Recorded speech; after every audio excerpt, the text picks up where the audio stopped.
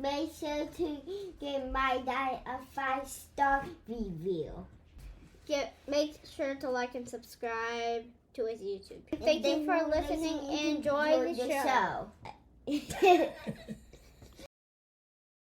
So when I think of Christian ethics, my kind of default is to say this is for the church. We should not impose Christian values on the state. That's kind of my default. On the other hand, I do believe, God is creator and his laws are good for creation.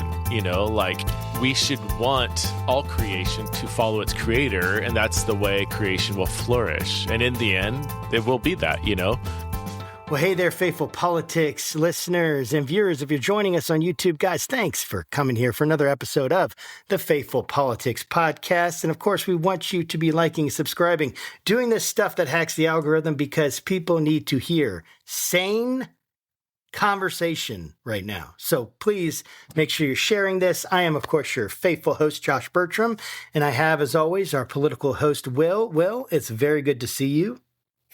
I know it is. Thank you. You're very welcome. And today's guest is Dr. Preston Sprinkle. He is a biblical scholar, New York Times bestselling author, and the president of the Center for Faith, Sexuality, and Gender. He earned his PhD in New Testament from the University of Aberdeen and has taught at universities in the United States and the UK. He hosts the popular Theology and the Raw podcast and writes widely about the intersection of scripture, theology, and contemporary culture. His recent books include Embodied Transgender Identities, the Church, and What the Bible Has to Say, and Does the Bible Support Same-Sex Marriage, where he argues for theological clarity with pastoral courage. Preston, thank you so much for being on our program today. I got to say, we've been looking forward to this for a while. Oh, thanks for having me on. I'm super honored to be here. Well, yeah. Well, I guess just to get started, I would love for you to give, our audience a sense, maybe a little bit more of who you are and why you got into this such a controversial space. And you can even maybe give them a sense of kind of the flack that you've had to take being a bridge builder to the LGBTQ community. Mm-hmm. And I would just love to hear that so people, because it's very rare to find someone who's truly loves the Bible, I think, in the way, or at least shares my views, I should say. So someone who shares my views of the Bible and yet is a bridge to the LGBTQ community. And I think it's such an inspiration. I'd love to hear kind of your thoughts on that. Yeah. Well, thank you for that. I started my ministry / career as a Bible scholar. Like when I got saved, when I became a Christian at 19, I just wanted to study and teach the Bible. And so went through a bunch of education to understand the Bible and then taught in the college for a number of years. And I really absolutely just love the academic side of biblical studies, writing and reading articles that nobody can understand, that nobody's going to read. Like, I love that world. But I fell into... I understand. Yeah. Before I became a Christian, I hated to read. Like, as an athlete, the only reason why I was able to become a scholar is because I just love to study and I'm curious, but I don't have any natural, scholarly bent, I remember just, struggling through my PhD program.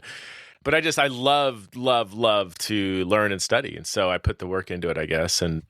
But I always maintained that kind of just normal person way of talking and writing. And so, as much as I love the academic world, I also get a little annoyed at how it almost seems to go out of its way to be unclear and sound smarter than you really are and come up with new ideas that, are more novel than maybe true. And so I over the last, maybe 14, 15 years, I really fell into the space of kind of bridging the gap between the academy and the church. And most of my books in that era were, heavily researched, but also just written in what I would hope to be, really down-to-earth colloquial tone. And so I love to interact with ideas that are disputed in the church, that people are wrestling with, that people have strong opinions, but maybe not the study to back those opinions. I've always been passionate about making sure my passion for a certain viewpoint matches the depth of my study. So if I haven't really studied something really thoroughly, then I'm like, here's where I lean, but I could change my mind. I haven't really studied it, And yeah, so that's brought me into several topics that were of interest to me, where I said, I'm just going to try to see what does the Bible say about this. And if I end up landing on a view that's different than what my Sunday school teacher told me back in third grade, then so be it. Like I'm going to go where the text leads. And that's led me to conclude certain, I've landed on some less than popular viewpoints within evangelicalism and other viewpoints that are widely held in evangelicalism. So people kind of don't know what to do with me. They kind of want to put me they want me to check off all the boxes on this side or that side. And I think if you're studying the Bible thoroughly and honestly, you're probably not going to line up on one side of the political aisle or one side of this, theological tradition. For sure. So yeah, I fell into the sexuality space really just out of an academic interest to understand what does the Bible actually say about same-sex relationships and marriage. I knew what I was supposed to believe, but I didn't know why I believed that. And so I went down a long theological journey. And in that journey, I also got to know many LGBT people, many of whom are dear friends to this day. And I ended up concluding, I do think the Bible says that marriage is between a man and woman. But man, I think that the church has done on the whole, a really terrible job about going about that. Over and over and over, I'd meet an LGBTQ person, and they said that the most common thing I heard was, "I've never met a Christian that was kind to me." Like, what? God. But wait, my Bible says the kindness of God leads to repentance, and the church should embody the presence of God on earth. So that's not just Christians need to be nicer. Like that's a theological problem.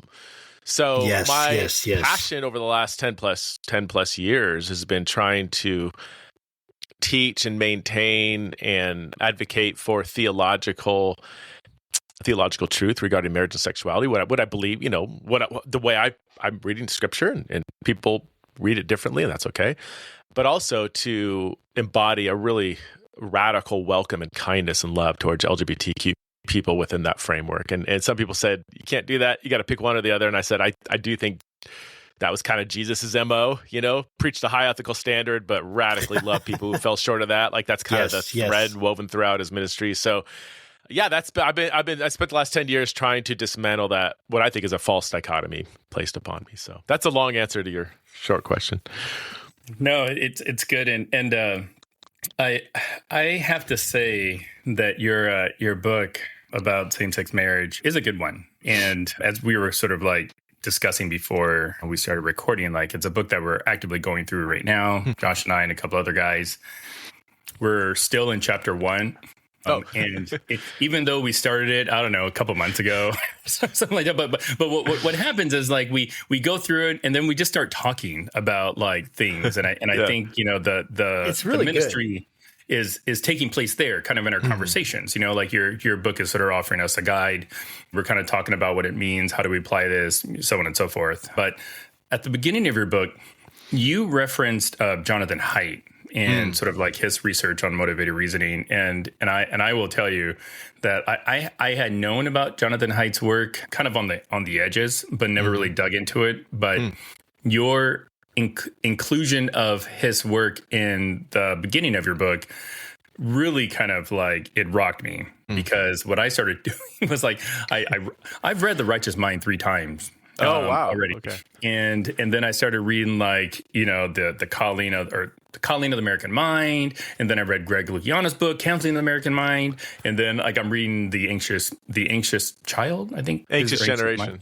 Yeah. So in other words, like I've become like a Jonathan Haidt like fanboy because like it just makes sense to me. Like, and I think it can explain a lot of what we see in both politics and religion today. Yes. So I'm curious, like why did you sort of like decide to start your book with him? And if you included him later in your book, I apologize. Like I said, we're still on chapter 1. Yeah, that's a great question. I don't know if let me let me say, first of all, the book you guys are reading is kind of a sequel to my first book, People to be Loved.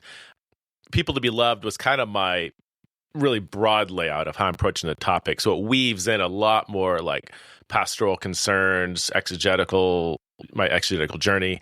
That came out in 2015. And then I've, been speaking a lot of the topic, and I get all these pushbacks, right? So the book you guys are reading is kind of like me reflecting back on my interaction with this conversation. And, the book is primarily, you haven't gotten there yet, but primarily going to be focused on all of the theological pushbacks to the traditional view of marriage. But, over the years, I've realized that in this conversation and in most divisive conversations, how you go about talking to people on different sides is almost as important as the content in which each person is arguing for. And, I read Jonathan Haidt's book, probably the Righteous Mind. I think it came out in 2013. I probably read it in maybe 2018 when I was in the middle of in different, I'm in different spaces where people have different views on sexuality, and I'll be in one space and I'll say, here's what I think the Bible says. And everybody's like, oh, it makes total sense, blah, blah, blah. And then I'll be in another space, say the exact same thing. And they're like, you're a heretic, you're a homophobe, or you're a woke or whatever. I'm like, wait, I'm just said the same thing. These people everybody has a brain. They're reasonable. How come my cognitive articulation lands in this space, but not in this space, How come I can say, I think we should love LGBT people and care for all people made in God's image? And in one space, people are like, that sounds like Jesus to me. In another space, it's like, no, that's not, you're sacrificing truth on the altar of love or something. So when I read Haidt's book in the midst of figuring out why are people responding so differently, his work was so helpful that that elephant and rider image of 90% of why people believe what they believe, including me, including you, is not really because we work through our rational reasoning of all the argument. 90% of why we believe what we believe comes from a gut reaction, our intuition, our emotions, our stories, our context, our experiences, and so much of that feeds into why people believe what they believe. So all that to say, by the book you guys are reading, what does the Bible say about same-sex marriage? Or does the Bible support same-sex marriage? It is primarily analyzing the intellectual, theological arguments. And I think that's important.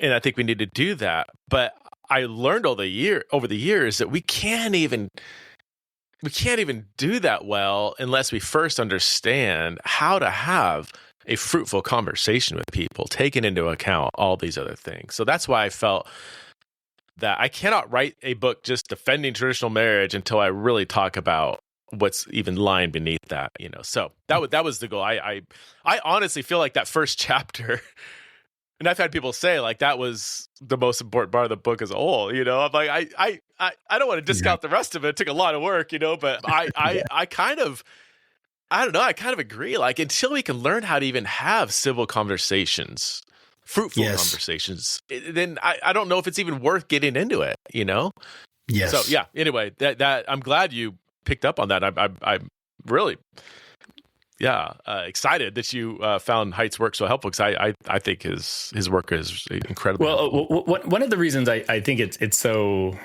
important, and I think especially not just for the study and research that you do, but even just for Josh and myself, is we recognize we operate in a very uncomfortable space for a lot of people, because we will have both left and right on our show, believers and non-believers. And that's sort of our shtick. It's not like we're intentionally trying to be divisive. It's like when we bring on Kevin Quite Roberts, the opposite. Yeah, it's I really want to understand, why do you feel so strongly about school choice? Or when we bring on Lucian Greaves, I really want to understand, what is the big thing about the Satanic Temple? But, and we had an episode air recently where we brought in somebody from the Southern Baptist Theological Seminary to talk about Christian patriotism and whatnot. Great conversation, very, very cordial, civil. We even found places of agreement, but our audience, I think, had a different reaction, one that resulted in death threats, and that's not the normal, but I think it does sort of speak to this tension where it's if we can't even have conversations to learn about, the way other people think, then like, how do we get through this season that we're in? Yeah. So for me, like it's that the work wasn't just like great that you included it. It was almost essential. And I agree. And feel free to respond to that if you want. No, that's great. And you probably get this critique a lot. I get it all the time. Why are you platforming that person, or this person? And Exactly. I don't even know what you guys think, but I just refuse to acknowledge that concept or the fear of that concept. It's a very new thing. And, it's just kind of a derogatory way of saying, why are you talking to somebody you disagree with? I'm like, okay, let's step back and look at our world today. Hyper polarized, hyper siloed. Everybody's rushing to hide out in their echo chambers. And, some people even say we're on the brink of like a civil war, socially, maybe, if not violently. It's like, what do we need right now? More siloed conversations, or maybe reach across the aisle once in a while and talk to somebody you disagree with, And it's like, well, their ideas are dangerous. They're evil. I'm like, well, if they're that obviously dangerous and evil, then bring them to the light. Like if they're so absurd. Yes. Like I love that you had the high priest of the Church of Satan on or what, it's like Christians should be like, these ideas should be so, if you're like, they're so bad, you shouldn't platform them. I'm like, well, if they're so clearly bad, then expose them. And people can say, well, obviously this is wrong. Thank you for alerting me to what the person actually says. So yeah, I just refuse to even acknowledge that concern. It's like Charlie Brown's teacher in my ear when people say, you're platforming that, you're platforming this. But I have found though, I think, and I think there is a growing silent majority, hopefully, that actually appreciate it. They're just scared to say it out loud. And then you have the fringe angry voices that get on both sides, they get angry and throw accusations and accuse you of being woke or Marxist or platforming or whatever. And I just, I as I travel the country and talk to actual people, not just bots on social media, like it's like, I think the average person actually appreciates hearing two people get along, humanize each other, express difference, maintain those differences, but also go about it in a curious, humble way. I think the most humans appreciate that and know that is we probably need more of that in the world today, not less. I absolutely agree. And it kind of leads to this. It's a tension that I feel, and I would really love your thoughts on this in the sense of we say we're open to changing our mind. Right? Yeah. We say we're open, and I have to say that. So I'm going to say something that I've said before probably, but people can take this and they can make it out of context and then throw it out there, and then I'll be the woke whatever. So, all right, go ahead. It's already been done. Thank you. All right. But what I'm saying though is that if I'm going to be honest, I need to, and intellectually honest, especially have intellectual virtue. I need to say, hey, I am open to something like same-sex marriage being accepted and endorsed biblically. Mm-hmm. Because if I'm not, if I'm hermetically sealed from ever believing that or even considering it, then how can I, one, expect someone else to do that for me? I think that's one of the things you pointed out in the first part of your book, chapter 1. And then another part of it is how can I expect to persuade, which I want to do, when I'm not willing to even hear what they're saying? Yes. And so I have to be open. And yet it's very difficult for me, like trying to imagine myself coming to the place, for instance, where I felt like the Bible was teaching that same-sex marriage is a holy union on par with, the traditional view or biblical, whatever you want to call it, marriage between a man and a woman. I can't imagine myself getting there. I don't know the argument that's going to take me there, but at the same time, I can't say that that argument doesn't exist or that there isn't reason for me to think about it. And maybe it doesn't exist, but it's like so often, I guess the tension I'm getting at, because we had Matthew Vines on, and he basically made that argument. And I think you've been in interaction with Matthew Vines, and he makes that argument, hey, this is fully acceptable. I believe in the authority of the Bible. I believe in the inerrancy of the Bible. And I think we need to, so he was keeping all those things and then bringing this argument. And I wasn't convinced, but I was compelled, if that makes sense.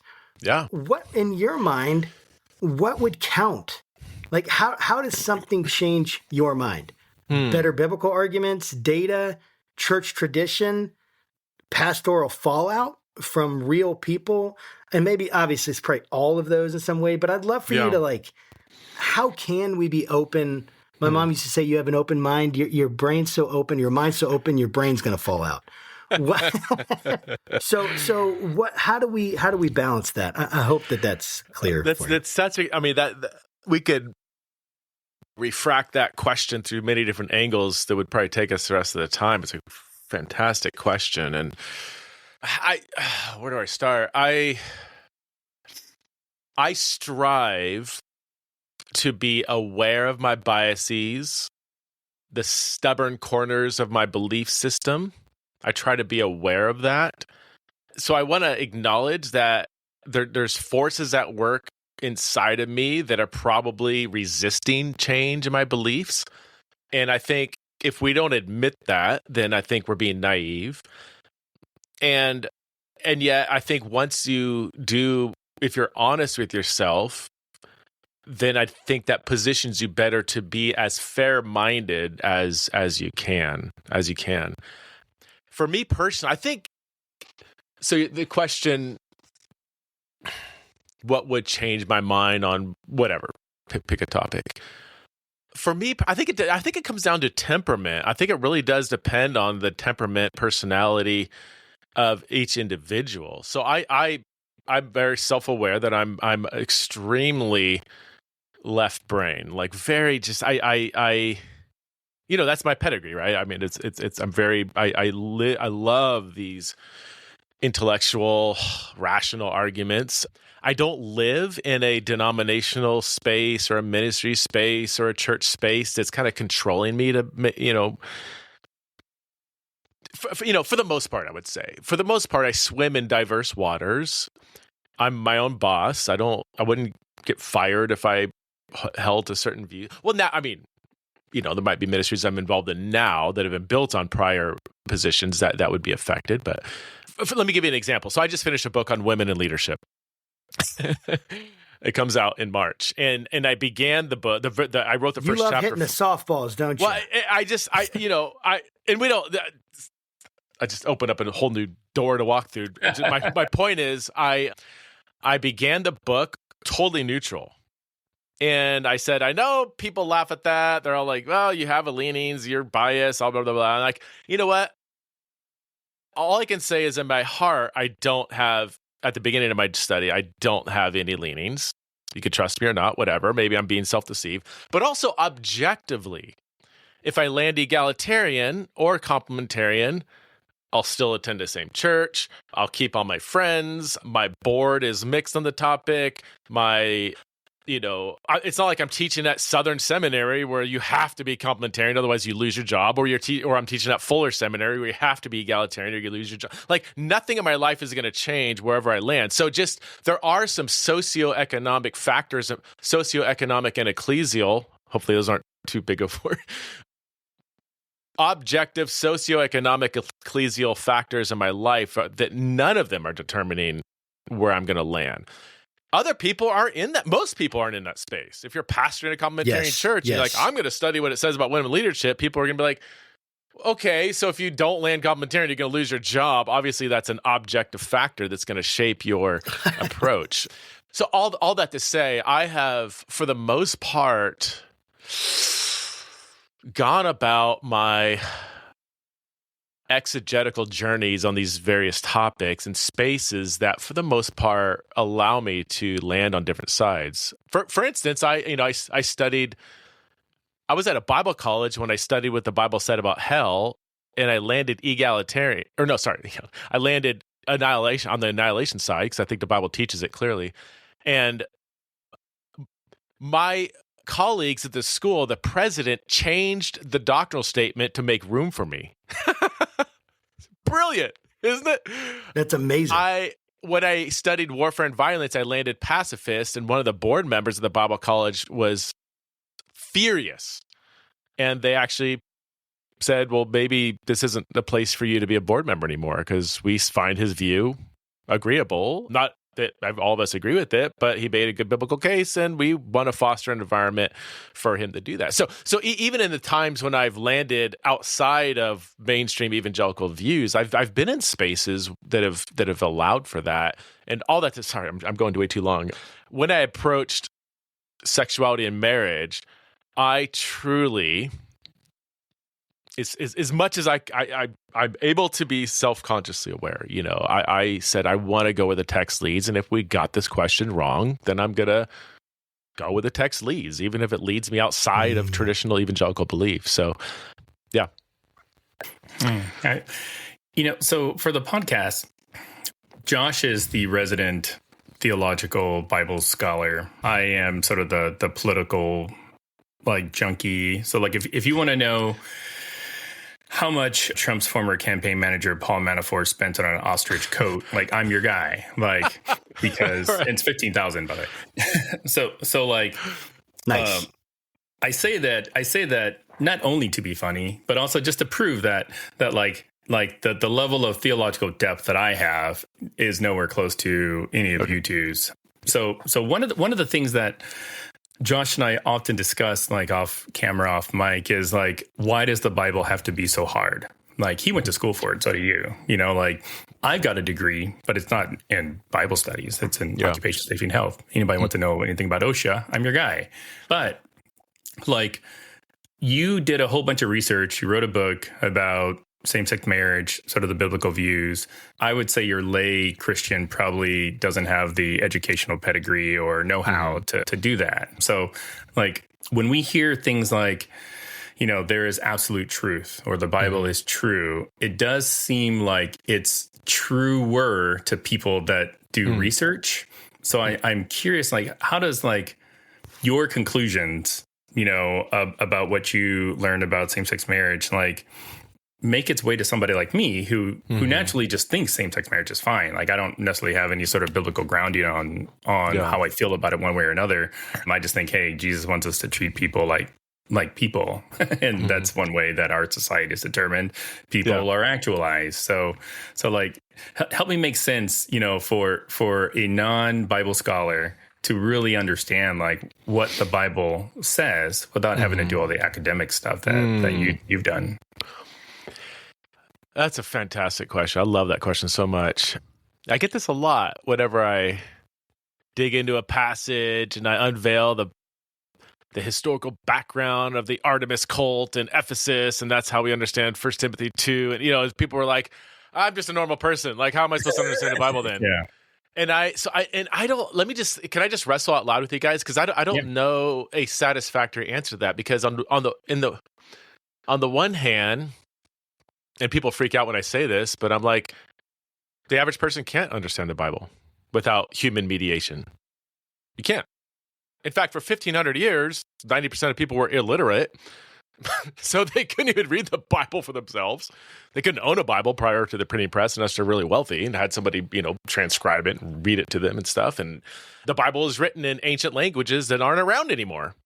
So we need human mediation to even now read the Bible in our English translation, but that's you're dependent upon Greek and Hebrew scholars and Aramaic scholars to tell you what these Greek and Hebrew and Aramaic words mean. So sorry to burst your bubble, but you need really smart scholars and scribes to stand between you and this ancient text. But guess what? That's true of any ancient literature, any ancient religious literature. I can't read the Quran. I don't understand Arabic.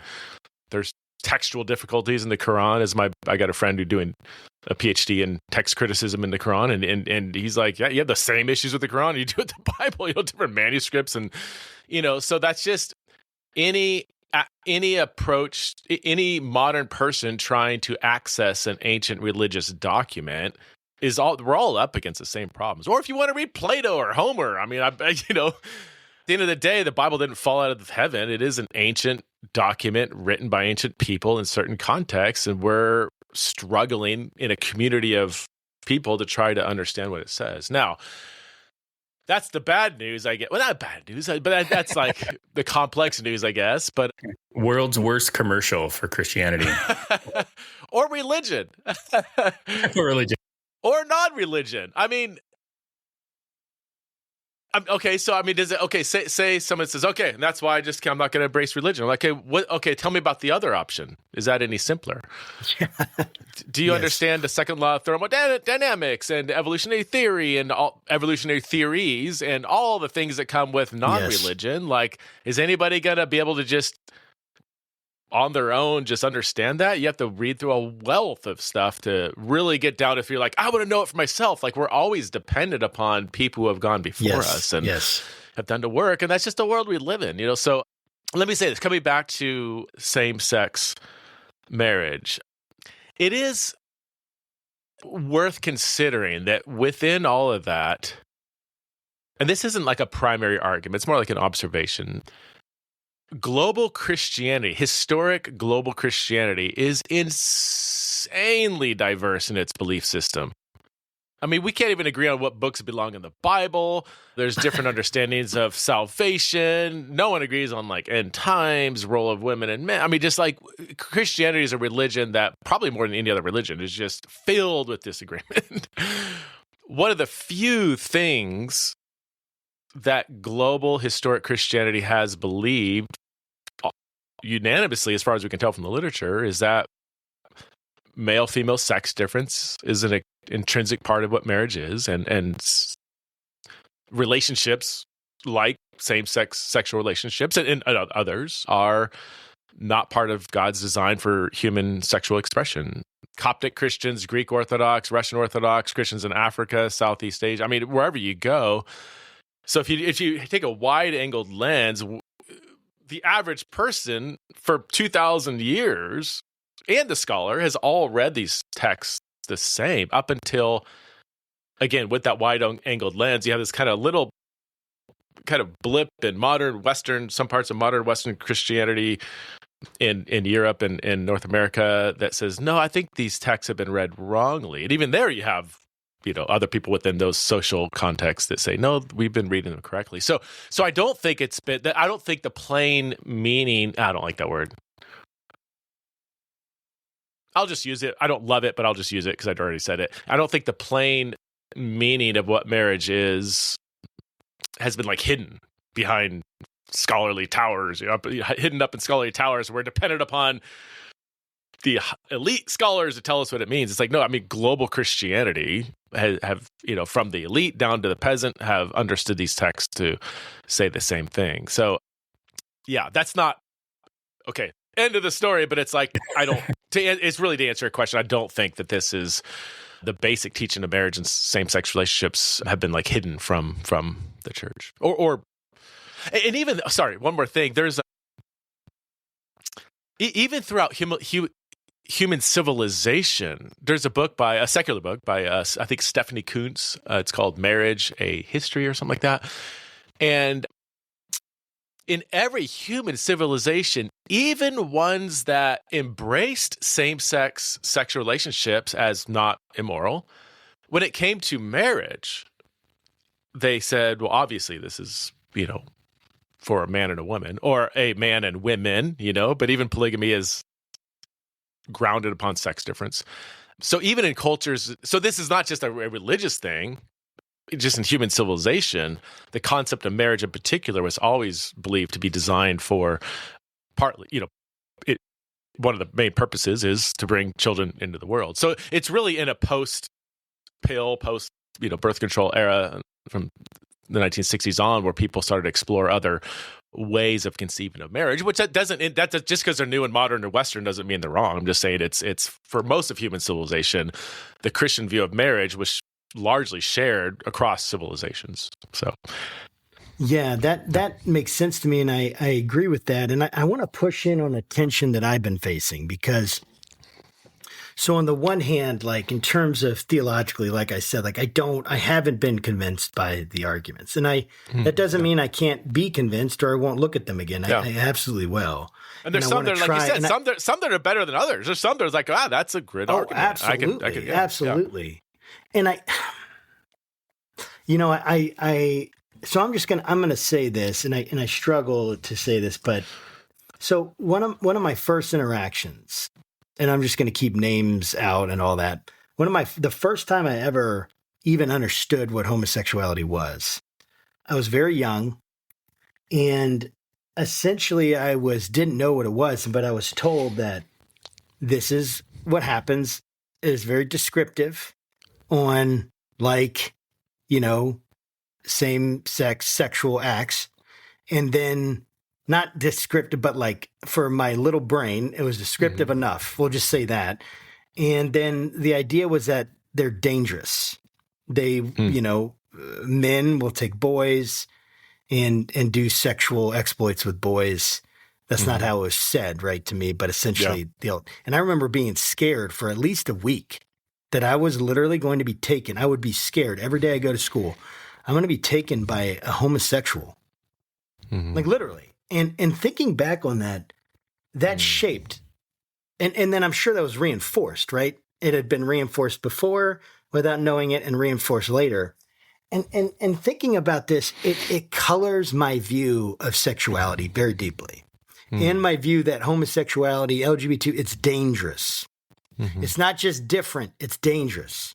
Yeah. Right? So that was in my mind. And then that led me to this day, have this, if you talk about the elephant and the writer, the elephant is always a little scared to enter into the conversation, a little scared to even admit. And so the elephant, when it's like, oh, we're starting to admit that this could be maybe potentially okay, like it's freaking out. And so I want to get to this tension where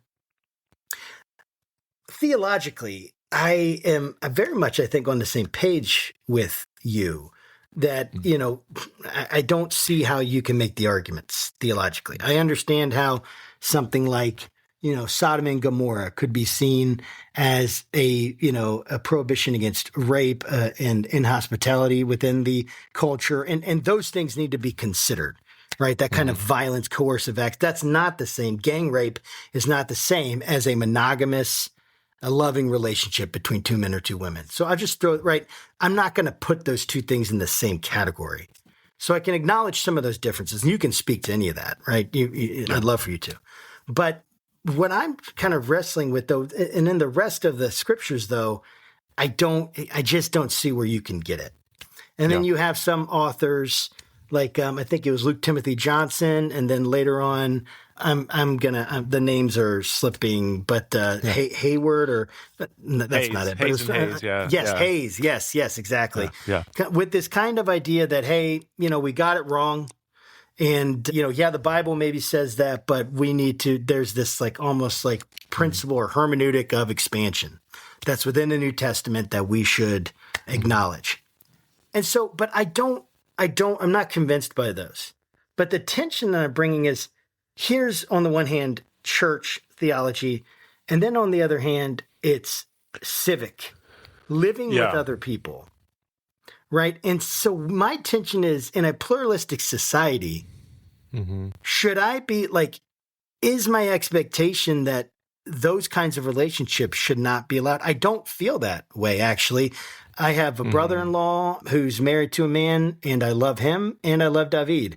And it was very hard for me when that happened, but that's not their issue. That's my issue. So I'm working through that. Right.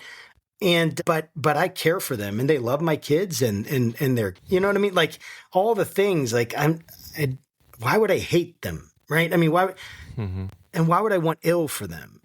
And yet at the same time, there's a sense that I do think that, like, why does the government care about our relationships at all, except if they're producing children?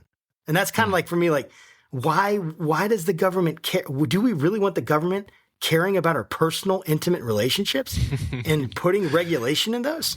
No. The only reason we would care about it is if it produces children and protecting those children. And the majority of people that are going to have kids are opposite sex couples that have kids, right? That's the majority that will happen, the most people. So all I have to say, how can we work through the tension of, and what do you think about that on the pluralistic, hey, here's our country. Can we really take away this right? Because it's very likely that Obergefell is going to be challenged. And under this court, I don't see it holding up, to be honest. But so then it'll go to the states. And then what do we, then we have more arguments on that. What do you think about that theology versus civic realities there? Yeah.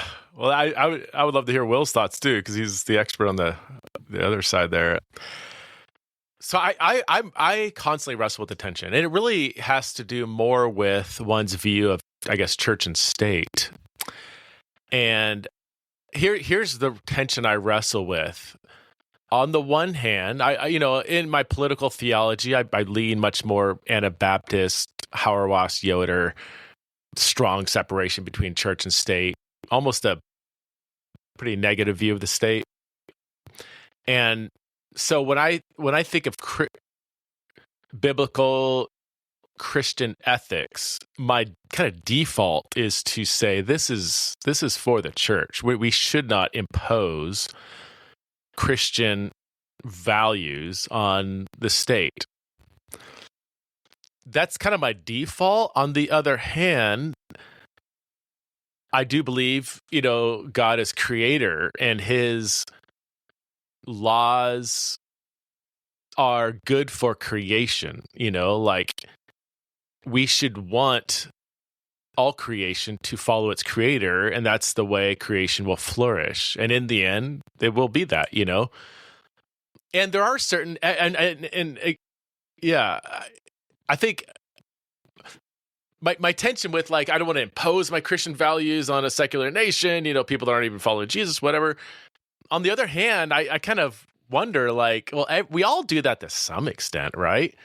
Like, if you want looser borders and more immigration, and you're a Christian, and you're fighting for those laws, and you're opposed to ICE raids and all these things, why do you want those things to be true? Well, ultimately, it comes from if you're a Christian, your religious values. Like, we should treat the immigrant well. We should welcome the stranger, and we should fight for laws that do that. It's like, well, that's kind of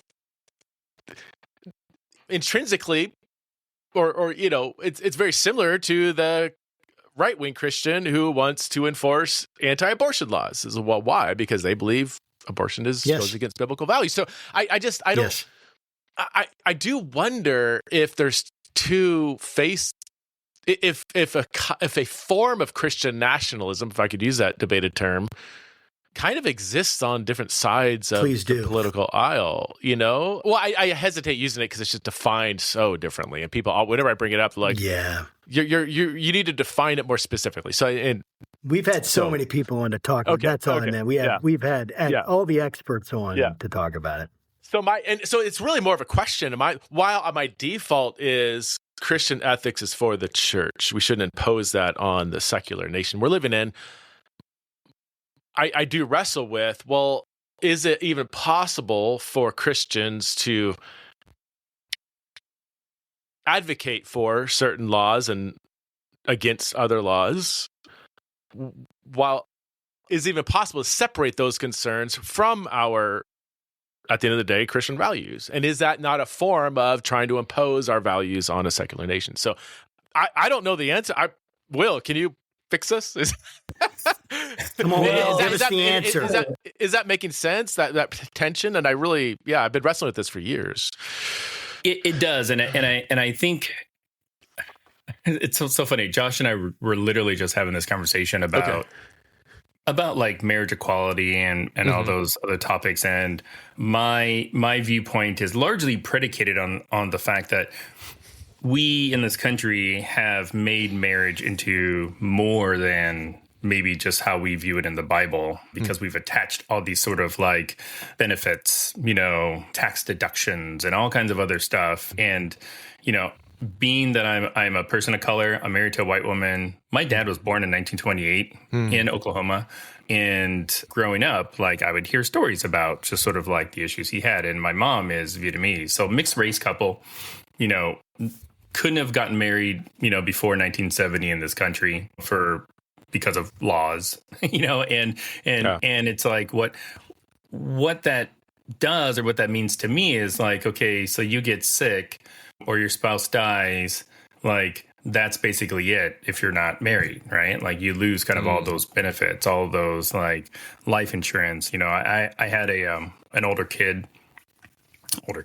He's 11. But when he was 9, he had a series of medical issues, and that required my wife and I to basically just live in the hospital. But if we weren't married, like I couldn't do that, or she couldn't do that or whatever. So it's like if we as a society are going to affix all these benefits to marriage and then say that a certain group of people in the country can't get married. So the marriage part is almost like benign to the argument. It's like, well, what about all the other benefits that every other American has? So when I think of like the theological debate versus sort of like the civic debate for same-sex marriage, like in my mind, I'm just thinking like Jesus would want me to encourage people to have the same benefits that I've got, and it shouldn't matter whether they're same-sex couples or mixed race marriages. At least that's where I'm coming from. And if there's holes in that argument, I'd love for you to expose them. I don't know. It's a great point. And we do live in a pluralistic society, right, that wants to give equal rights to people with very different religious and ethical views. And I don't, again, I'm wandering outside of my area of expertise, but I feel like that's always going to be a tension, I could still,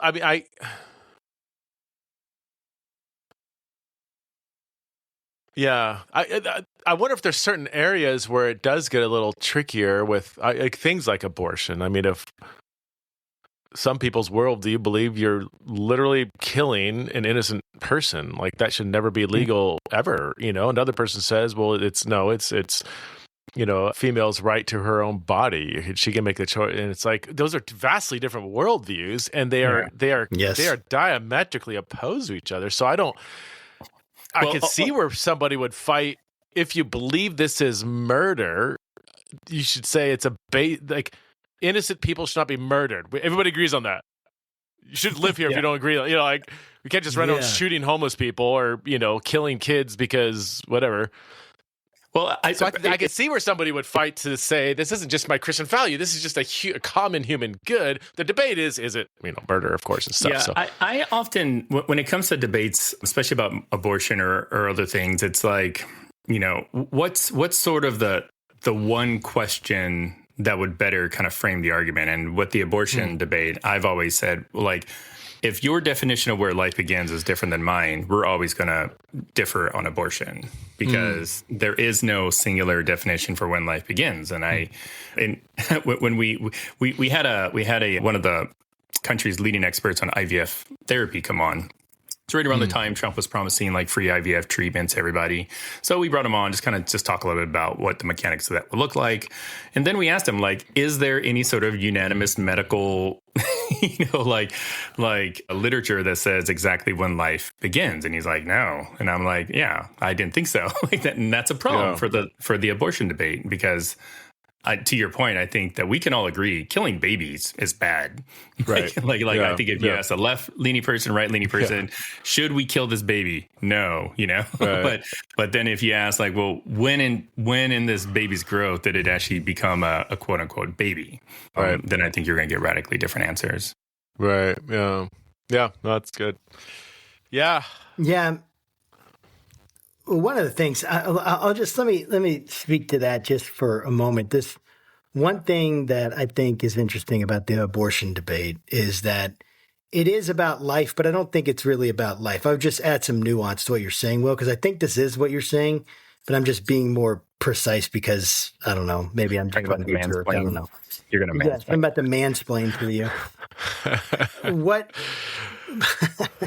But what I'm trying to get at is that it's really about personhood, because I think everyone says, yeah, life begins at that point. It's a living something, right? It's if a freaking plant is a life and a bacteria is a life, then certainly this cell that's a human, that's an early human and developmentally is a life. I think it's the personhood. At what point does this personhood actually is so clear that rights should be conveyed, i.e. the right to life, to not be killed. And I think that the precision issue is a big one because like for instance, even in the marriage thing that I was saying, like, I think the issue is that marriage has been redefined. Now, it's been redefined from the core being this reproductive unit, essentially, right? To this is about, marriage is not about the family unit and because of this reproductive act that will lead on most occasions, naturally, on many occasions, to it's the way that we produce life, to another one where that can't be produced unless it's some kind of medical intervention by default. And that moves the core of marriage from the needs of children and families to the feelings of adults or preferences of adults. That's kind of where I see the shift has happened in the definition of marriage itself. And I think that this precision is important. And I'd love to hear your thoughts on any of this. But my question for you is, like, thinking about the precision issue is, what's kind of the best argument you've heard against your case for same-sex marriage? And how have you responded to it? Like, I would just love to hear, like, how you process these arguments and say, that's good, but how do we do it? I would love to kind of hear not only what it is, but your method as best as you can articulate that. Again, because I'm really primarily focused on what does the Bible say, and if it says something we don't like or agree with or want to follow, then that's okay. Then everybody's free to kind of respond to that. So I really am narrowly focused on what does this ancient religious text say about this topic. I would say there have been different seasons in my journey where different arguments were more compelling than others. Early on in my journey, the argument that the prohibitions in the Bible, the arguments that the passages that explicitly prohibit same-sex sexual relationships, the argument that those prohibitions were not focused on all kinds of same-sex sexual relationships, but only certain abusive kinds that were very widespread in the ancient world. And, my primary area of study in biblical studies is kind of the Jewish and more recently Greco-Roman background of the New Testament. So I very much value the cultural context. And I remember when I first looked into that and looked at the literature, I'm like, gosh, there's something here. Like, a lot of these same-sex relationships are abusive. So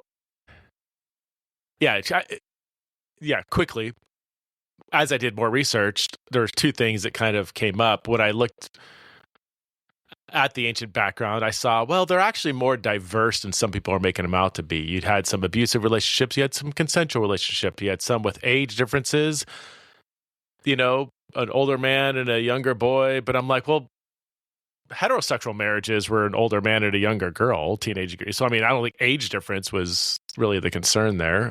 And you had some evidence of consensual same-sex relationships, So that argument was compelling for a little bit, but then when I looked into it further, I didn't find it as compelling as I thought. The biggest, honestly, for the most important argument for me is not even those prohibition passages. It's, what does the Bible say about marriage? Specifically, is sex difference an intrinsic part of what marriage is? That, to me, that's the fundamental theological question to ask. When the Bible talks about a one flesh union, I agree, or a marriage, is it two humans that are consenting, or is sex difference an intrinsic part of what marriage is? And from various passages and theological arguments, I see it consistently taught in Scripture that sex difference is part of what marriage is. I would say more recently, so James Brownson is a biblical scholar who he addressed that argument, and it felt compelling at first, but again, once I really slowed down, reread his book, dug into it, looked up sources, I found it less compelling. In fact, early in my research, I said, if I can't respond to Brownson, then maybe same-sex marriage is true, So I ended up writing a peer-reviewed journal article thoroughly responding to his article, showing points of agreement, points of disagreement. More recently, I would say the work of Karen Keen, Keen, is probably the best, I think, approach to defending same-sex marriage. It's a very cautious argument. It's a very nuanced argument. She looks at the hermeneutic of Jesus, who affirmed certain Old Testament laws, certain goods, but made exceptions to those prohibitions. Sabbath keeping, other Jewish laws, And so she makes a very nuanced argument that perhaps the prohibitions of same-sex relationships, which she says are there, they're prohibited. But for the sake of preserving human life, your ox falls into a well, whatever, on the Sabbath, that the hermeneutic of Jesus could be, applied to making exceptions to these laws. And I'll let the listener, I'm not going to give my, if you Googled my name, I actually interact with Karen on a lengthy blog exchange over her work. So if you Google Preston Sprinkle, Karen Keen, you'll probably get a back and forth, and you can see my very lengthy responses and her very lengthy responses. And I really appreciated Karen's spirit. She's that the things I appreciate about her the most are that she steelmans very well the traditional view, because she held it for so many years, and she doesn't use highly charged rhetoric. It's very just like I felt so honored by the way she was articulating my viewpoint. She did it very well, and even in her engagement, she was very gracious. She's a scholar, so she enjoyed, I think, just the scholarly exercise of interaction, of exchanging ideas. So, yeah. Gosh, so I know I could probably talk to you for another hour, because we haven't even gotten to I don't know. Let me see. At least 90% of the questions we sent you ahead of time. but I do want to ask you this, just our last question, and more of a hopefully a hopeful one, where anybody that spends any time on social media that's doom scrolling what's happening in the country right now is definitely activating that elephant, and that writer's telling them everything they're looking at is correct, right? So what practices, or what do you recommend, believers or non-believers alike, do to just, I don't know, just have hope, to see the beauty in the world? Because I definitely think it's something that we're desperately missing. And we've gotten into the habit, actually, on the show, kind of somewhat organically, to just ask all of our guests, what gives you hope? One day, if we, ever get popular enough to hire an editor, we can have them splice all these things together, and it would make it really cool reel, but it would take too much work, and we're just two guys. So what gives Preston? Well, Jesus gives me hope, of course. Come on, somebody. Yeah. No, I mean, I know it's so cliched, but I just have to say it just to make sure people hear me say that. I would say on a really down-to-earth practical level, when I live my life online, I have less hope. When I hang out with real people face to face, I've got a ton of hope. Whether it's the algorithms, whether it's the kinds of people that are online all the time, whether it's the polarization that the online community fosters, whatever it is, I think it's it's probably the only undisputed thing I'll say in this episode is that the more time you spend online on social media, the more anxious and angry you are. And I think the system's kind of rigged toward that direction. When I hang out with regular people, it's most of the time an extremely pleasant conversation. I find that to be very reasonable, whether they voted for Trump or not. I meet some of the most reasonable. I didn't vote for Trump. I'm not a Trumper at all, but I've got friends who did, and they sound and look nothing like how the anti-Trump online community makes Trumpers out to be. All these J6ers or racists or Nazis, whatever. I'm like, I meet people that they're not that at all. They are the furthest thing from a racist. They, are not all the bad things that people say about Trump, and vice versa. Meet Democrats that aren't like, let's kill as many babies as we can, and let's break down the the walls and flood, the country with undocumented immigrants. Most people have actual people, embodied people, face to face in your community, have probably more shared beliefs than disagreeable beliefs.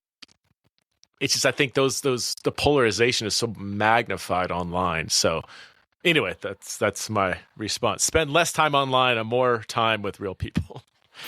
I love that. And I agree 100%. I'm just naturally wired to be an introvert, so I don't really get out very often. But from the interactions I have had with real humans, they've all been very pleasant.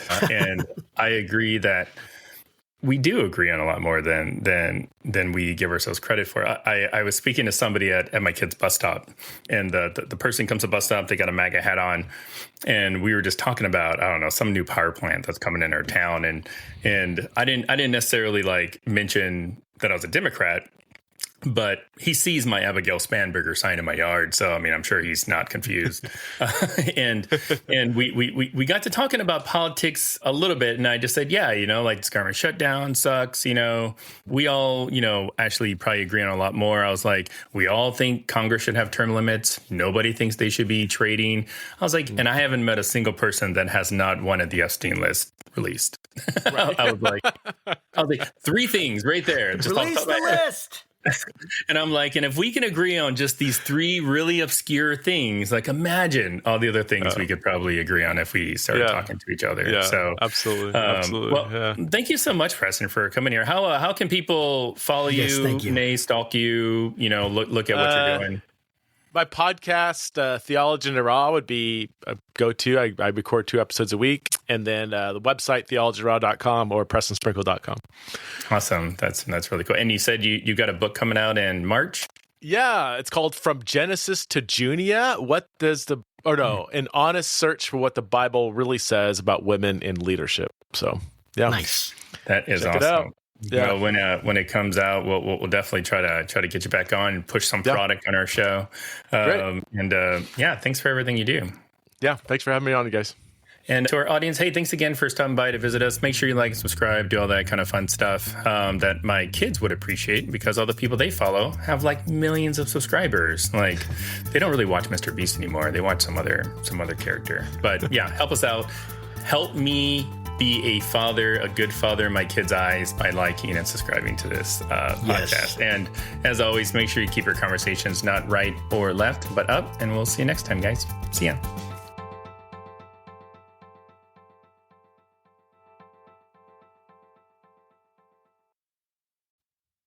Hey there, Josh Burtram here, faithful host of the Faithful Politics Podcast.